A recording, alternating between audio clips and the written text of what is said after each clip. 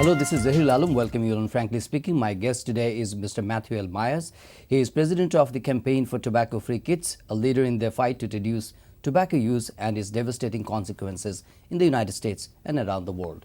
Matt Myers was Executive Vice President and General Counsel of the National Center for Tobacco-Free Kids, a Washington-based anti-tobacco lobbying group.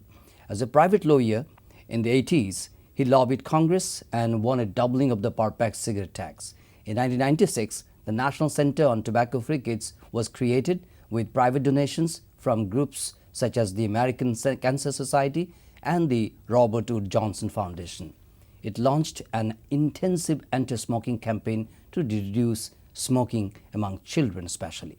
Matt Myers is in Dhaka now, and we welcome Matt Myers on Frankly Speaking. Matt, welcome. My pleasure. And welcome back. Thank you. Good to see you again, actually. You have been a staunch advocate on tobacco control, not only in the United States, but you are working around the world, actually, on behalf of CTFK as its president. So, I mean, if I request you to evaluate the progress which we have been making in Bangladesh in terms of tobacco control over the last couple of years, how would you define and describe that? Bangladesh has taken a number of positive steps forward. Bangladesh ratified the Framework Convention on Tobacco Control in 2005. And Bangladesh is one of the first, the first signatory. It was one of the very first. What's critical, when I was last here, Bangladesh was debating about strengthening its tobacco control law, and in 2013 it did so. Now it has one of the stronger tobacco control laws. It bans smoking in many public places. It prohibits tobacco advertising, sponsorship, and promotion. And in addition, Bangladesh is taking a couple of steps in order to increase the tax on tobacco products and created a body to coordinate its tobacco control activity. But these are just steps forward. The key is really going to be whether Bangladesh fully and effectively implements the new law. Okay, but how optimistic you are about this issue, which Bangladesh will take very seriously, implementation of the new amended law? You know, I'm optimistic. The tobacco industry fought the enactment of the new law with everything it had and continues to do so. And yet, the government of Bangladesh stood up to the tobacco industry, enacted a law that has the potential to save literally millions of lives. The key is going to be the continued commitment. I've seen strong civil society support, increased educational awareness in this country, but it doesn't minimize the fact the tobacco industry continues to push back. We're seeing it even today. In March, you're expected to have graphic new warning labels, the kind that have shown that make a difference all over the world. And yet the tobacco industry is pushing back and trying to delay them and weaken them. My hope is the government won't give in. Would they be able to do that? You know, 97 countries across the globe already have graphic warning labels covering at least 30% of the package. Bangladesh will be... But 30% is that adequate to... No, at least 30%. It's absolutely absolutely critical that it be 50% or larger, which is exactly what your government has decided to do. Now the tobacco industry is arguing that the warning should be moved from the top of the pack, where they are most effective, to the bottom of the pack, where they are much less effective. This is really a test of the political will of your government. So, do you think, do you see the political commitment or political goodwill among the government and especially the policymakers who is pursuing this agenda to get it implemented in time in the wake of pressure from the tobacco industry? We've seen a number of champions in government, people who helped pass the law and are now pushing for its full enforcement. The tobacco industry is looking for a weak link within the government to try to delay the law. I think this is going to be a real test. I'm not going to predict whether you're going to succeed or not, but you're going to be able to measure whether the government is willing to put the health and safety of the citizens of Bangladesh over the narrow corporate special interests of a tobacco company by deciding whether or not these new warning labels come out on time and is as strong as they're supposed to be. one of the key challenges was enacting a law, and then it has been amended. Regulations has already been formulated. So in your view, what are the priority issues? I mean, you mentioned some of those, but very briefly. There's some quick things that can make an enormous difference. First, is the government committed to fully implementing the law? Second, will it implement the new graphic warning labels in the form that the government has mandated? Third, it's time for the government to begin to take a serious look at the growth in the amount of land that's cultivating tobacco. The more land that's used for tobacco, the less land that's available to grow food and other things that are needed. The other two critical things that I think we have to look at is, will the government increase the tax on tobacco products so they become less affordable? Your current tax system is way too complicated and way too easy for the tobacco industry to manipulate. And lastly, the ultimate test of political will. Will your government dedicate funds for ongoing public education? You know, these are all things that have been shown to be low cost and produce high results. Matt, why Bangladesh is seen as a very convenient place for cultivating and growing tobacco nowadays? You know, Bangladesh is actually pretty unique at the moment. As a result of the tobacco companies' efforts, you've seen a growth in the land that's being used to cultivate tobacco. That's unusual across the globe. Clearly what the tobacco companies are trying to do is, candidly, addict your tobacco farmers, just the way they've addicted your consumers. This is a critical question. Your Ministry of Agriculture needs to put into place to plan to reduce the land that's being used to cultivate tobacco and increase the land that is being used to grow foodstuffs and other things necessary to provide 100% food security for your citizens. But the industry is gradually incentivizing the cultivation of tobacco in our country. On the contrary, what are the measures should be taken to get rid of this menacing trend of? Well, first of all, you need to understand that when the industry provides short-term incentives to increase the cultivation, all they're doing is addicting you, because we have seen them go from country to country wherever they can buy tobacco cheapest.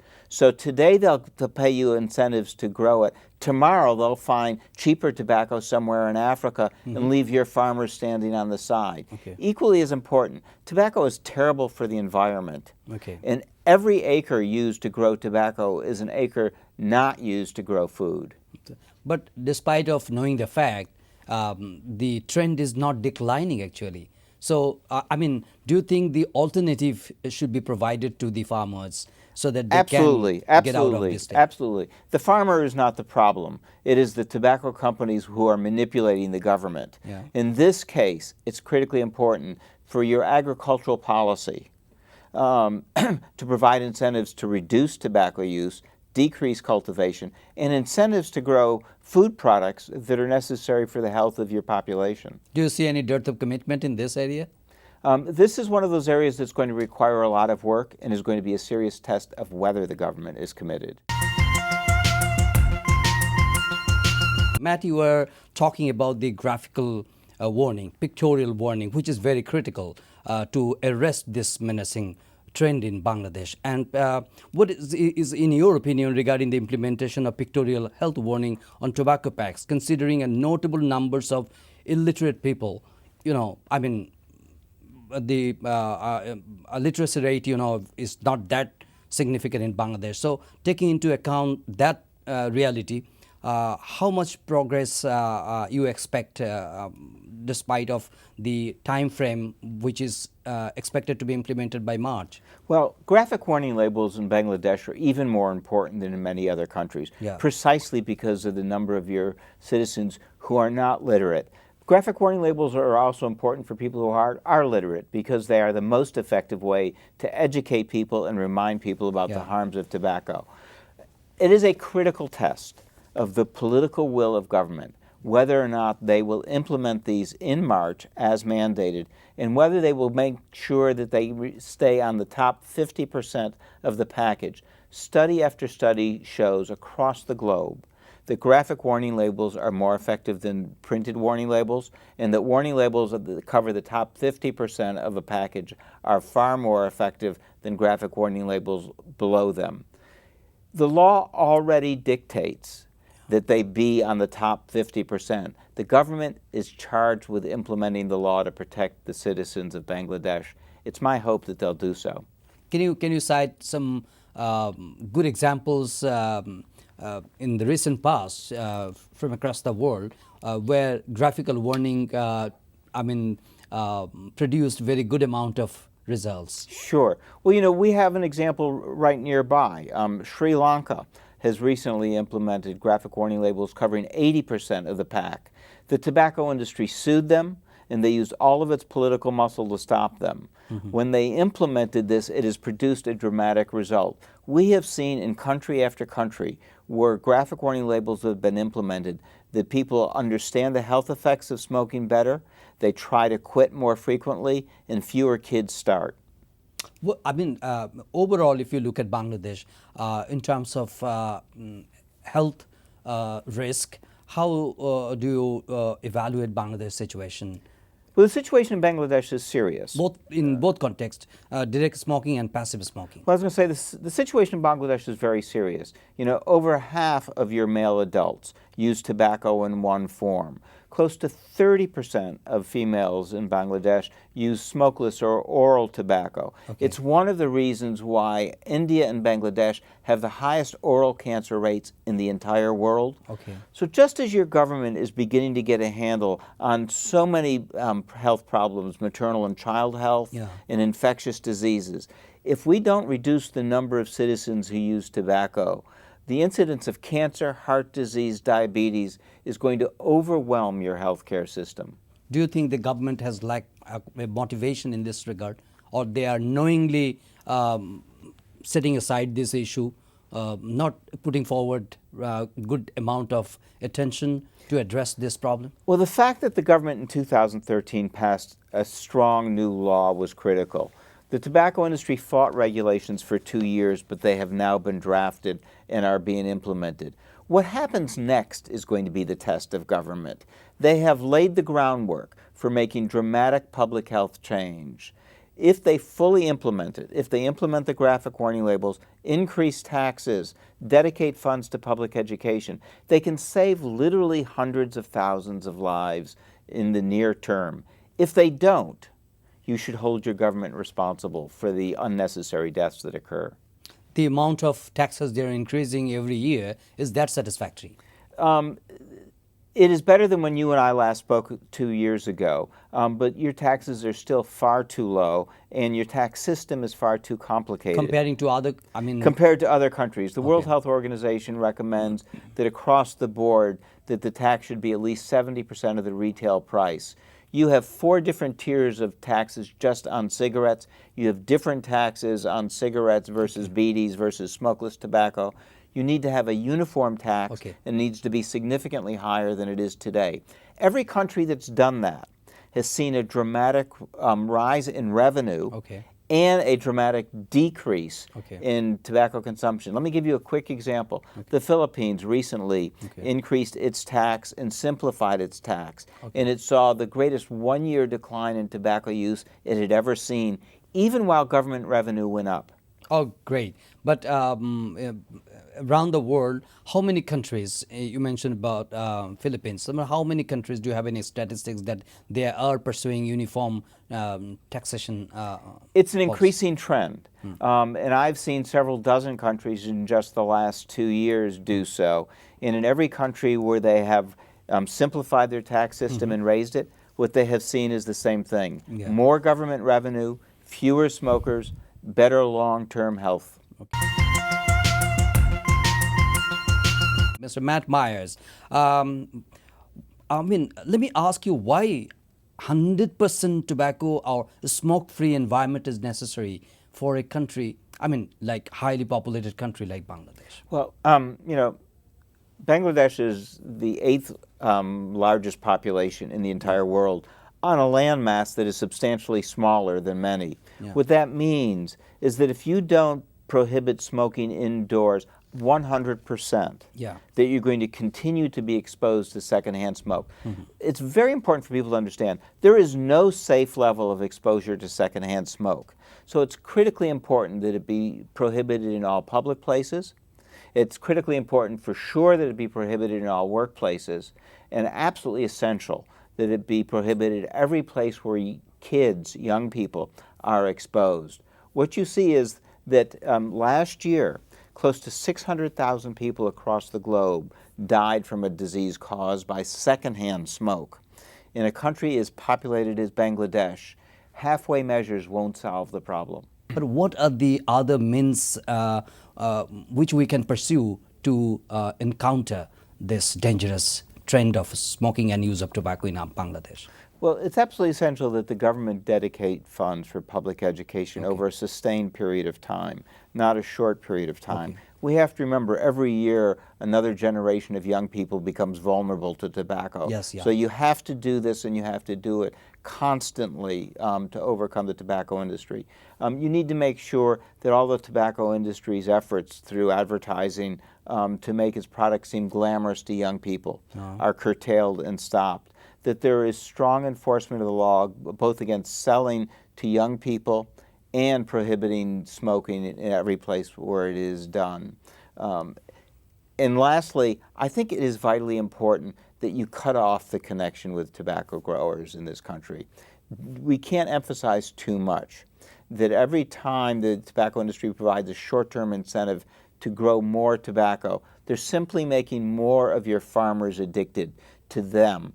And what we have seen is that they rapidly change their purchasing requirements, going wherever it's cheapest. So this year maybe it's cheapest in Bangladesh, tomorrow it'll be Malawi, and they won't think twice about leaving your tobacco farmers poorer tomorrow than they are today.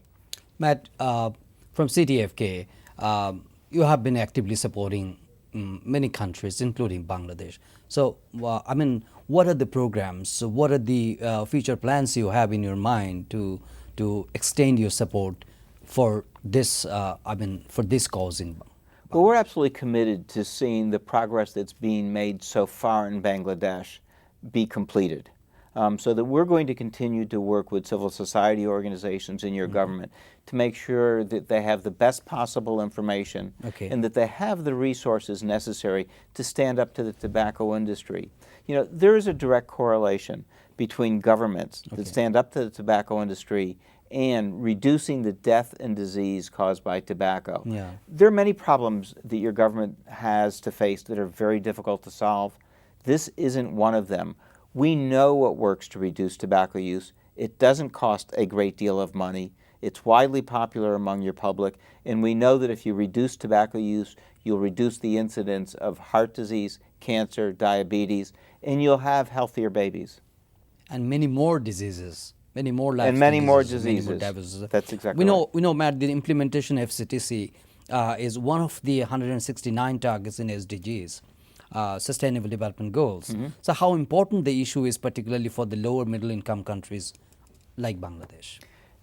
The Sustainable Development Goals can't be met unless you meet your target of reducing tobacco use. And in the Sustainable Development Goals, it includes the target of reducing tobacco use by 30%. Tobacco use is the one risk factor that contributes to all four major non-communicable diseases. There's also a myth that tobacco revenue is critical to the government. In fact, tobacco increases poverty because it means that for people in poor families who smoke, they're spending money on tobacco rather than on food and education and other materials and nutrition across the day. It also undermines the government's development goals. Lost costs due to healthcare costs and lost productivity far outweigh any revenue that the government gets, so that tobacco actually increases poverty and makes reaching your development goals more difficult. We have 160 million people, and you already said that 50% of the male population, they use tobacco somehow or other, and 30% of the female, they also use tobacco products somehow or other. So is that something that the industry only influence the people, the women folks, the young generations, or there are some basic instinct towards tobacco? There's nothing natural about the use of tobacco. It's the tobacco industry that's created an image that tobacco is an inherent and necessary part of life. We've seen other governments that used to have smoking rates as high as Bangladesh, who have tackled this problem, who now have smoking rates far lower than what you have here. So if your government does the right thing, there's no reason that any child needs to grow up thinking that tobacco is an inherent part of adolescence. If your government does the right thing, we know that we can reduce the 58% of male smoking rates to well below 20% and lower. And we've seen other governments where they start out with high smoking rates, who tackle the problem, who have changed it completely. In Australia, smoking rates among young people now are around 6%. In the United States, we see smoking rates dramatically declining. And dramatically declining. In the United States, when my organization was created just 20 years ago, smoking rates among high school seniors were over 36%. Today, it's down below 15%. Wow. So we know that this is one where if you do what we know works, you can make a fundamental long-term change. So what is your message to the young generation in Bangladesh? Does it help, the smoking and use of tobacco for them? You know, the key message is it's the tobacco industry who's manipulating you into a deadly, addictive habit that will cost you your life and money. Family also. Family also. There is nothing natural about smoking tobacco. No person who's ever tried a tobacco product the first time likes it. It's the tobacco industry that has convinced them, and convinced them solely for their own profit. And in this case, profit that leaves Bangladesh to go to the corporate headquarters far, far away. Matt, lastly, what is the purpose of your visit this time? I'm delighted to be here. We're meeting with senior government and parliamentary officials from 8 different countries who have come together to talk about the importance of tackling tobacco. We're seeing that there is real progress throughout this region. And for the first time, I think, in history, the potential that government is willing to adopt the policies necessary to put the health of your citizens above the financial health of the tobacco companies. And when you will be back next time, do you expect that you will see a massive change, including in the manifestation of graphical warning on the cigarette packets? I'm hoping that if I come back in 2 months, I will see graphic warning labels at the top of every cigarette pack in Bangladesh. Thank you so much. Thank you you so much, Matt, for joining me on my show. Dear viewers, that's all our discussion, our conversation with Matt Myers, President of CTFK. And we thank you indeed for watching this show, and we invite you to watch our next episode. Until then, do take care and goodbye.